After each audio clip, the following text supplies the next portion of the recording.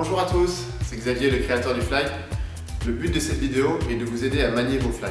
Si vous découvrez le fly ou que vous avez des difficultés, cette vidéo est faite pour vous. Le fly est magique. Si je le pousse contre l'air du bout du doigt, il tourne en équilibre sans tomber.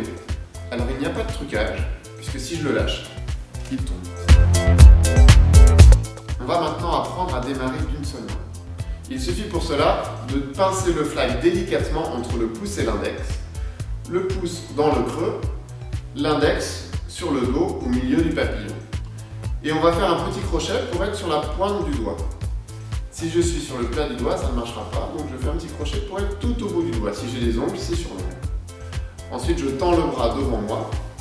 Le fly est bien droit pour présenter cette face creuse contre l'air. Et là, il suffit de lui donner un petit peu de vitesse, de lâcher le pouce et de bien tendre l'index dans le sens du mouvement, vers le côté, de manière à pousser le fly du bout du doigt. Si vous n'avez pas réussi du premier coup, il y a plusieurs raisons possibles. Soit vous avez pris le fly du mauvais côté, faites attention, prenez bien le fly avec le pouce à l'intérieur. Il est possible que vous ayez démarré avec le plat du doigt et donc le fly ne tourne pas. C'est pareil en cours de route. Si vous bougez l'orientation du doigt et que vous plaquez le fly sur le doigt, il s'arrête de tourner. Pour courir avec le fly, on va faire un jeu très simple, mais qui développe chez les enfants la spatialité, la motricité et l'observation. On tend le doigt comme un pistolet à eau vers l'avant. On met le fly au bout du doigt. On court et on lâche la main. Pour ceux qui n'y arrivent pas du premier coup, c'est peut-être que vous avez pris le fly dans le mauvais sens.